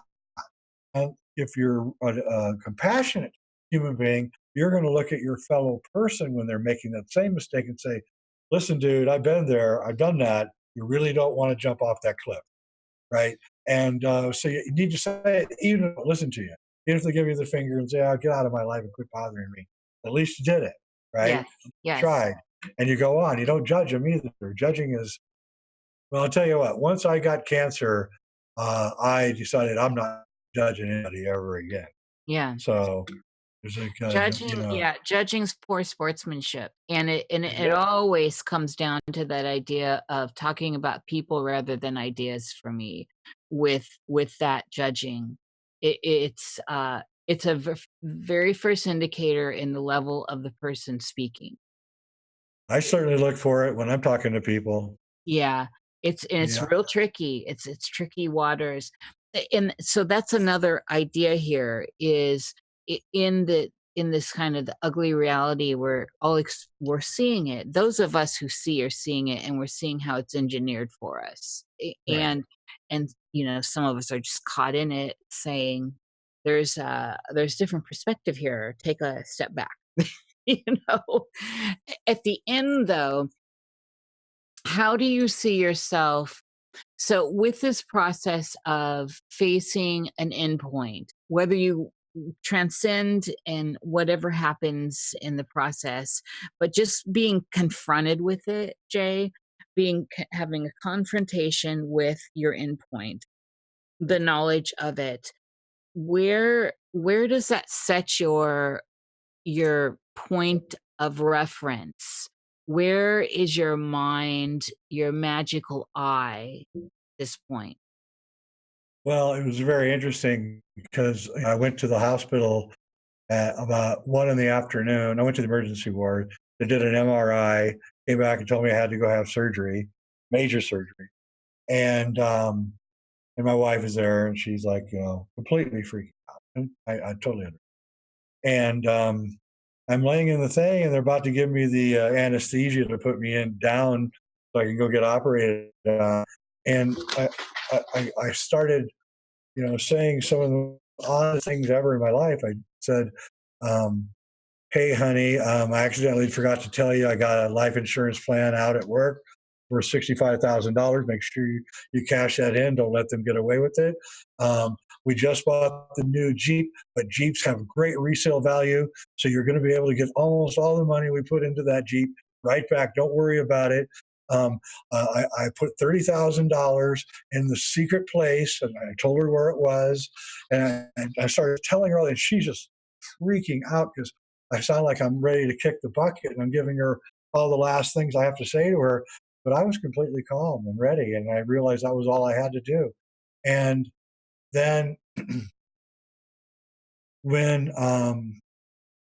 I came back, I realized that my time was limited and that I wanted to accomplish a few things before I left. I have no fear of death. I have fear of suffering, and I did suffer quite a bit. I really don't want to suffer ever again, but I will suffer if I have to. But in the end, I got this feeling that with all the trouble that I've been through in my life, that when I die, I'm going to go up into this realm, and there's going to be about 30 angels in a circle, and they're all going to give me a standing ovation. They go, I don't know how you put up with all of that crap. That's kind of what I think. Right. And I get, Jay, in line with everything around you, it feels like a movie viewing room, right? The Yeah, I always thought of my life like a movie. Yeah, me too. Like I said, with that time is a tape thing. That's the only thing that time has ever made sense to me as. It's just this tape. Yep. And of course, we know that's the Akashic record. Yep. But people can understand the symbol of a tape rather than Akashic record. Some people are like, what's that? Yep. No, that's exactly right. If life's a movie, I'm a fluffer. Oh. An important job. Somebody else. Yeah. Absolutely important job. You gotta warm the boys up. That is a beautiful way to see it. It's certainly in line with how I'm feeling. And I gotta say, there's this. You've given me the chills. You've given me the chills several times tonight, and I like that. I look for that in people that can kind of reach through the ether and well, connect. the chills are the electrical vibration from the plasma that's we're transmitting between us. Yes, absolutely. Again, that's spooky. Exactly right. It is. So I was wondering, with that though, if Jerry had, because I know that we're keeping, I think you said you needed the 2 hours. So if he had questions. Yeah. Persian Scribe wants to know your thoughts on J.K. Rowling's writing. Okay, so I was one of the probably the world's top students of Fulcanelli for years. Again, for that rich guy who gave me Fulcanelli's book. Fulcanelli being an alchemist who lived in the 1920s and wrote a great book about alchemy called Mystery of the Cathedrals.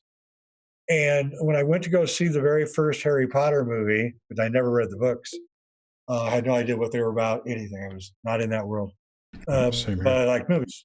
So I went to go see it, and as I'm watching that first movie, I'm realizing that actually this is a story from a family. What happened is that Fulcanelli had a student named Jean Cancelet, and when he left this world in 1929, Cancelet was only about maybe 25 years old at the time. And in 1951, Eugene Cancelet, so he's in his, maybe his 50s now, he received a letter written by an aristocratic writing with a seal behind it, just like Harry does in the movie. And he opens it up and it tells him to go to the Seville train station and train in Spain. And Harry goes to a train station. The only difference is between the movie and the real story of Cancelet is that Cancelet goes to the train station, is picked up by a car and taken into the Pyrenees. He's blindfolded, taken into the Pyrenees, where he's brought to a castle where everybody's dressed up in medieval lore and they're learning alchemy and magic.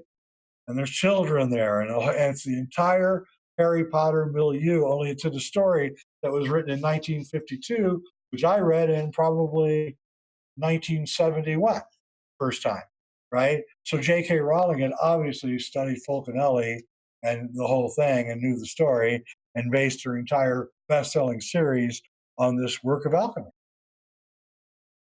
Uh-huh. Exactly. That also kind of shoots down the whole I was a homeless alley dweller, Yeah. which I've never really believed. But just No. other than that, I think the stories are it's well written. I think we were discussing in chat about how it's you can't put those books down once you start reading them. Right. They just suck you in, and the language and the way it's structured is just perfect. It's all perfect. It's amazing. I'm going to live and say that she is the result of some kind of white light alchemical society, and they're giving her the ideas and telling her, "Here you go, put this out. We need to hear it right now," and that's what we're getting. Because the landscape that she paints is actually very close to the real landscape. Reminds me of the Brotherhood of Light, ZZ Zane stuff. Yeah, great and stuff. in line with all that. Yeah, I've read all those books behind me. Yes, as have I. I figured you had. What's up with that mask? No, I'm kidding. My eyes wide shut mask? Yes. What, so was that the only question we had? Yeah. People are just in awe of the show. I could take Jay, I could talk to you for hours and hours and hours. We have, Yvonne wants to know when your birthday is.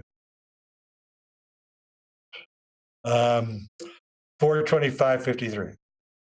Ooh, I'm 4/26. Oh, really? What year? Yes. Well, you can't tell me that's right. You can't. You're a woman. Young man, please. Yeah. But that is, by the way, the date that Crick and Watson announced their findings on DNA. Mm. Oh, wow. Yeah. So I still have an affinity for that. What's funny, Jay, is I have never, this has been a problem throughout my life. As a baby, it was always my problem, is this idea of I mean, we talked about it all through the show, time. And so I've never been able to, so as far as timing events and stuff, I show up on time when I need to. And I pay attention to the immediacy of the day of stuff I have to do. Outside of that, though, I don't remember how old I am half the time. People remind me. This concept is foreign to my essence. And I know that may sound fluffy or white lightish, and I'm not white lightish. So it's just that it's such a construct and I feel like such an immortal, because I don't believe we Sure. die, right? Yeah. We don't die. We transmute. We're energy. Yeah. We just had Christine Northrup on Reality Check, and she's great. And I think she's around my age. She looks great. And she said, I don't think about aging. I don't think about any of that stuff. And I don't either. I was like, why waste your time thinking about that stuff? I agree, but we're literally the construct around us is it seems to be focused on it. Everywhere I look, there are people fighting what they consider as aging, and then just like accepting it again. My symbols for beauty have never been what is milled out to me, and I've always been drawn to the witchy elder that looks a million years old. That's like my image of beauty. Yeah, I mean, yeah, it's all in the beholder. So yeah, I told Sharon early on, like 30 years ago, I said, if you ever get a facelift, I'm leaving you. So Yes. I do not want to see that.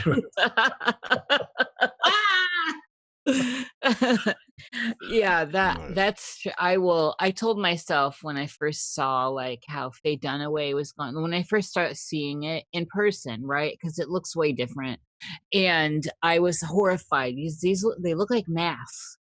They Yes. look like scary masks. What's her name? Diaz. What's her name? Cameron. Oh my God, I saw her in a movie. She had some very sad work done on her. It says everything you need to know, sadly, but it's also this getting really tied up and lost in this whatever this reality is. It is the complete utter breakdown of your spiritual component to be this tied to it. Yeah, they want you to feel old and get out of here. You're dead. You're almost dead now, and they want you to think you're sick all the time. And yes, and then just like you were saying earlier, people start wearing these attachments. They start saying, "I'm this kind of victim. I'm this. I'm that," instead of moving out of that. But by putting energy into that, you're creating a thought form that manifests that around you. That's right. People would call them attachments or tulpas or whatever. Yeah. I got a question. Oh, cool. It's two-part. Are you going to interview Jay Dyer on Reality Check? I'd like to, if he says yes. Okay. And did your Gnostic views and Dyer's Eastern Orthodox views lead to long conversations while working together? Yeah, actually, we had some pretty amazing conversations, I must say. But we had to go way far away from everybody because if you were listening in, probably you think we were super subversive, which maybe we are. I don't know. Well, according to the mainstream. That's about it. That's all I got here. All right. Well, go ahead. Yeah, I thank you, Jay. This was very enriching and definitely. So, I felt it at the soul level. So thank you for being candid and raw with us. You bet. Thanks for having me. You brought light. Definitely our pleasure. Thank you. And thank you everyone for listening. And next week we have a surprise guest because one of the two, too late for questions now, too. Yes, they're going to interview Walter Bosley. Yeah, you guys are going to get Walter Bosley. That was a question. Next week's a surprise guest. I don't know who it is. Oh, he left. Bye, Jay. He said 2 hours. I know. I didn't want to keep. Anyway, next week we have someone scheduled who hasn't responded, so I've got a backup. So I don't know who it is. So it's surprising. And then in 2 weeks we have a new show starting, The Obelisk. So be sure to check that out. It'll be a good time. Thank you, everyone. Thanks. That's there.